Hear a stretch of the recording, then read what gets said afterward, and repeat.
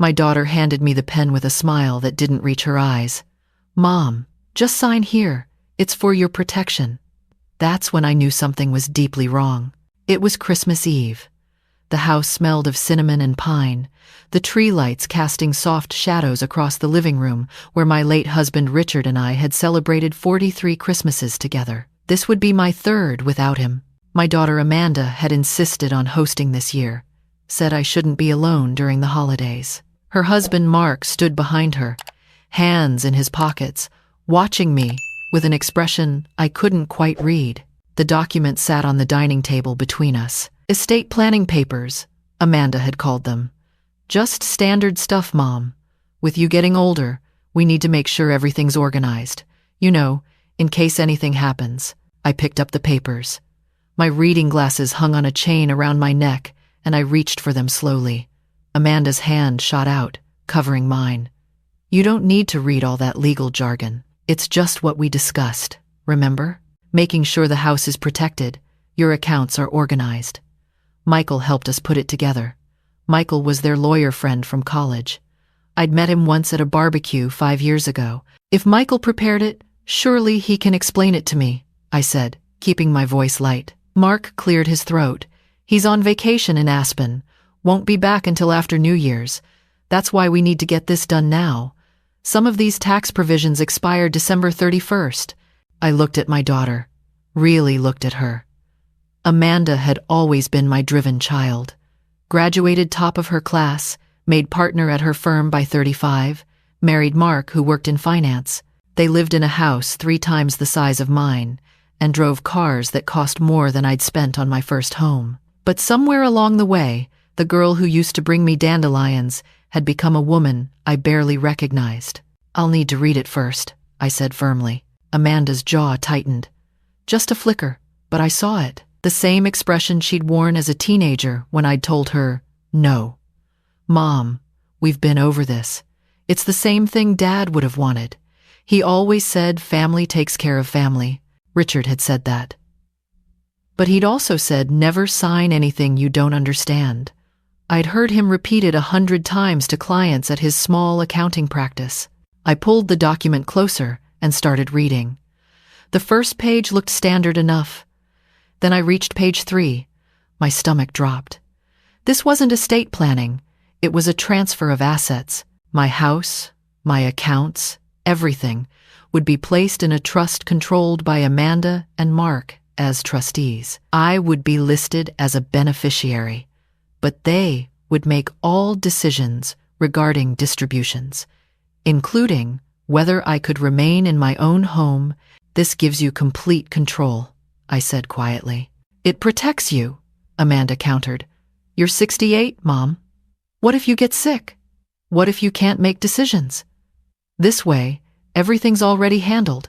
I'm 68, not 90. I garden every morning. I volunteer at the library twice a week. I beat my book club at trivia last month. Mark stepped forward. "With all due respect, Mrs. Patterson, Amanda's just trying to help. We've seen what happens when people wait too long to plan. Assets get frozen, families fight, nursing homes take everything." I set down the pen. "I'm not signing this tonight." Amanda's face flushed. "You're being stubborn. Dad would be so disappointed." That stung, but I didn't waver. Then he'd be disappointed. "I'm taking this to my own attorney after the holiday." The room went cold. Amanda grabbed the papers, folding them quickly. "Fine, but don't come crying to us when the government takes half your estate because you waited too long." She turned to Mark. "Get our coats. We're leaving." They were gone within 5 minutes. No goodbye hug, no Merry Christmas. Just the slam of the door and the sound of their Mercedes pulling out of my driveway. I stood at the window watching their taillights disappear. My hands were shaking, not from fear, from the sudden, terrible clarity that my daughter had just tried to steal everything Richard and I had spent our lives building. I didn't sleep that night. I sat in Richard's old armchair, the one I'd been meaning to reupholster for 3 years but couldn't bring myself to change. At 2 a.m, I got up and made tea. Then I did something I'd been avoiding. I opened Richard's filing cabinet. He'd been meticulous about records, every tax return, every bank statement, every receipt organized by year. I pulled out the folder labeled Estate Plan. Inside was our original will, drafted 10 years ago with our attorney, Helen Morrison. Simple and clear. Everything to Amanda upon my death. No trusts, no trustees, just a straightforward inheritance. But there was something else. A letter, dated 3 months before Richard died, addressed to me. "My dearest Claire," it began. "I'm writing this just in case. You know I don't like loose ends." I stopped reading, my throat tight, then forced myself to continue. "I need you to know that I've become concerned about Amanda's financial situation. She and Mark visited last month asking for a loan, $50,000. They said it was for a business investment, but when I pressed for details, they became evasive. I didn't give them the money. I told them we'd talk more about it later, but I wanted to document this. If anything happens to me, please be careful. I love our daughter, but I've seen that look in her eyes before. The same one she had when she wanted something as a child and would say anything to get it. Protect yourself first. Always. Your Richard." I read it 3 times. My chest ached. Richard had seen something I'd been too blind to see, or maybe too afraid. I picked up my phone. Helen Morrison's office wouldn't open until after Christmas, but I left a voicemail. "Helen, it's Claire Patterson. I need to see you as soon as possible after the holiday. It's urgent." Then I did something else. I called my neighbor, Dorothy Chen. Dorothy was 72, sharp as a tack, and had been a private investigator before retirement. We'd been friends for 15 years, ever since she'd moved in next door. She answered on the 3rd ring, voice alert despite the hour. "Claire, what's wrong?" I told her everything. The document, the pressure to sign, Richard's letter. When I finished, she was quiet for a moment. "I need you to do something for me," she finally said. "Check your mail from the last few months. Look for anything from banks, credit card companies, utilities, anything official." "Why?" "Just do it. I'll be over in 20 minutes. She arrived wearing a thick coat over her pajamas, carrying a laptop and a thermos of coffee. We spread out 6 months of my mail on the kitchen table. Most of it was routine. Then Dorothy picked up an envelope I'd almost missed. A statement from a credit card company I didn't recognize. "You have an account with this bank?" she asked. "No. I only use the one Richard and I opened together 40 years ago." She opened the envelope carefully. Inside was a statement for a credit card in my name. Balance: $23,000. Recent charges: home improvements, electronics, a vacation rental in Cabo. I felt dizzy. I didn't open this. Dorothy was already on her laptop, fingers flying across the keyboard. "The account was opened 4 months ago. Online application. But look at the mailing address," she pointed. "It wasn't my address. It was Amanda and Mark's."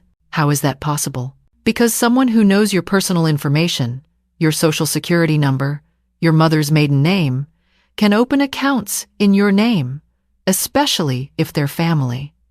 She looked at me. "Claire, I think this has been going on longer than just tonight." We spent the next 3 hours going through everything. We found 2 more credit cards I didn't know about. A home equity line of credit taken out against my house 6 weeks ago. Applications for loans that had been denied, thankfully, but showed a pattern of attempted fraud. By dawn, we had a stack of evidence. Dorothy photographed everything with her phone. "What do I do?" I asked. My voice sounded small. "First, we freeze your credit. Right now. Then, day after Christmas, we file a police report. Then you see your lawyer and make sure every legal document you have is locked down tight." She squeezed my hand. "And Claire, you're going to need to accept that your daughter and son-in-law are thieves. This isn't a misunderstanding. This is deliberate." I wanted to argue, to defend Amanda, to say there must be an explanation. But I couldn't. The evidence was overwhelming. Christmas Day, I spent alone. Amanda sent a text around noon. "Hope you're enjoying your stubborn Christmas. Let me know when you're ready to be reasonable." I didn't respond. The day after Christmas, I was at the police station when it opened. The officer who took my report, Sergeant Matthews, was in his 50s with kind eyes. He listened without interrupting as I explained everything. Then he made copies of all the documents Dorothy and I had compiled. "Mrs. Patterson, I want you to know this is more common than you think. Elder financial abuse. Often, it's family members because they have access to information, and the victims are reluctant to report." He looked at me seriously. "Are you willing to press charges if we find evidence of fraud?"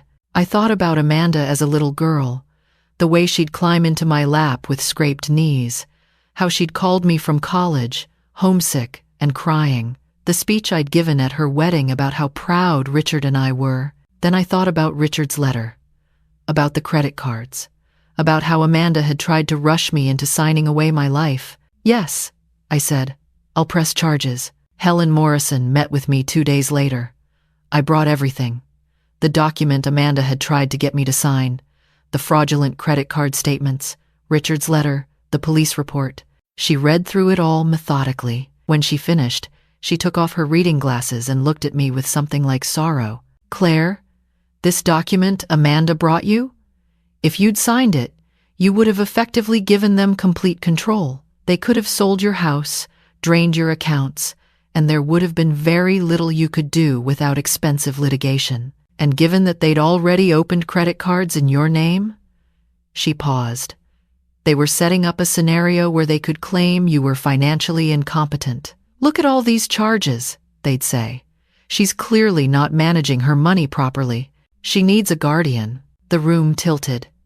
A guardian? It's a common scheme. Create evidence of financial chaos, petition the court for guardianship, then control everything legally. I've seen it a dozen times. I felt sick. What do I do?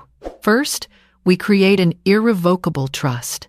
Your assets go into it, and you name a trustee who isn't Amanda or Mark, someone you trust completely. The trust document will specify that any attempt by Amanda to challenge it results in automatic disinheritance. Second, we file a restraining order to keep them from contacting you about financial matters. Third, you update your will. And fourth, she looked at me seriously, you prepare yourself. This is going to get ugly. I chose Dorothy as my trustee. She accepted without hesitation. "I've got your back, Claire. Always." The papers were filed by New Year's Eve. Amanda and Mark were served with notice of the restraining order on January 2nd. Amanda called 17 times that day. I didn't answer. Finally, she left a voicemail. Her voice was shaking with rage. "How dare you? How dare you do this to us? After everything we've done for you. After Dad died, who helped you? Who made sure you weren't alone? And this is how you repay us? By accusing us of stealing? By turning us into criminals? You're making a huge mistake, Mother. Huge. And when you realize it, don't come crawling back. We're done. You hear me? Done." I saved the voicemail, just in case. The police investigation took 6 weeks.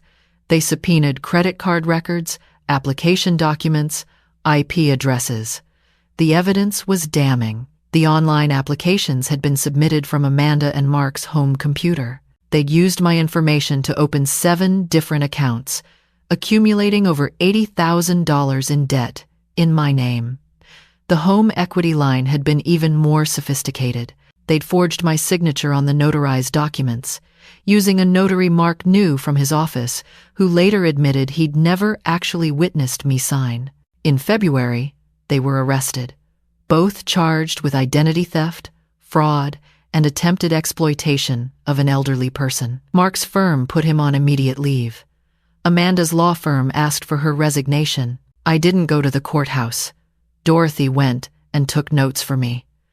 She said Amanda looked thin and pale, that Mark looked angry, that their lawyer argued it was all a misunderstanding, a family dispute blown out of proportion. But the prosecutor had my victim impact statement. In it, I'd written about finding Richard's letter, about the violation of trust, about lying awake at night wondering how long this had been going on, about the daughter I'd lost not to death, but to greed. They pleaded guilty to reduced charges in March. Amanda got 3 years probation, community service, and had to pay full restitution. Mark got 18 months in county jail because he had a prior record, something I hadn't known, a DUI he'd hidden from Amanda, along with gambling debts that had apparently pushed them into desperation. Helen helped me file a civil suit as well. I won a judgment for all the fraudulent charges plus damages. I knew I'd probably never collect most of it, but it was about the principle. By April, I'd found a new rhythm. I sold the big house. Too many memories, too many ghosts. I bought a smaller cottage near the coast. 2 bedrooms, a garden, a view of the water. Dorothy moved with me. She sold her place and bought the cottage next door. "Someone's gotta keep an eye on you," she said with a wink. I started a blog. Stories of elder financial abuse, warning signs, resources for victims, how to protect yourself. It started small, but grew. People wrote to me, thanking me, sharing their own stories. I realized I wasn't alone. And more importantly, they weren't alone. One afternoon in May, I got a letter from Amanda. It came through her lawyer, so it didn't violate the restraining order. Inside was a single page, handwritten, "Mom, I don't expect you to forgive me. I don't even know how to forgive myself.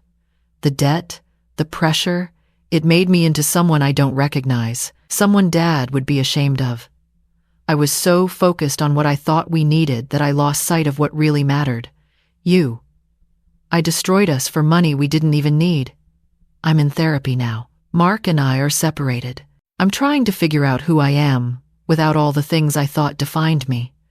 I know I can never take back what I did, but I wanted you to know that I remember who you really are. The mom who sat up with me when I had nightmares, who taught me to ride a bike, who believed in me even when I didn't deserve it.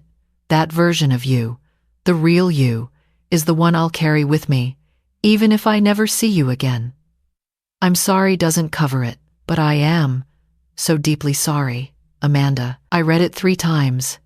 Then I folded it carefully and put it in a drawer. I didn't write back. Maybe someday I would. Maybe not. The wound was still too fresh, but I did something else. I set up a college fund for any grandchildren Amanda might have in the future. Not for her, for them. Because children shouldn't pay for their parents' mistakes. The fund was structured so Amanda could never touch it. It would go directly to tuition when the time came. Dorothy asked me why. I told her because rage was exhausting. Because Richard had always said the best revenge was living well. And because some part of me, despite everything, still remembered the little girl with dandelions. That summer, I turned 69. Dorothy threw me a party. Small, just a few neighbors and friends from my book club.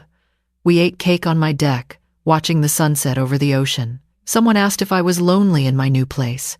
Without family, I looked around at the faces. At Dorothy, who'd stood by me through the worst. At Margaret from the library, who'd helped me start my blog. At James, the retired teacher next door who brought me tomatoes from his garden. At these people who'd chosen to be in my life, not because of obligation or inheritance, but because they wanted to be. "No," I said. "I'm not lonely at all." Later that night, sitting on my porch with a glass of wine, I thought about everything that had happened. The betrayal, the investigation, the court case, the move. There had been moments when I'd wanted to give up, to pretend I hadn't seen what I'd seen, to let them have what they wanted just to keep the peace. But I hadn't. I'd stood up. I'd fought back. I'd reclaimed my life. I thought about all the comments on my blog from people thanking me for sharing my story, for showing them they weren't crazy, that their suspicions were valid, that it was okay to protect yourself, even from family. The moon rose over the water, full and bright.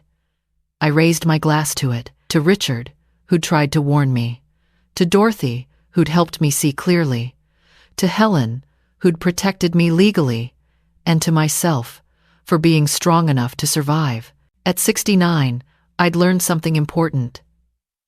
Age doesn't make you weak. It makes you wise. And wisdom, Real wisdom means knowing when to hold on and when to let go. I'd let go of the daughter who'd tried to destroy me, but I'd held on to myself, and that, I realized, was enough.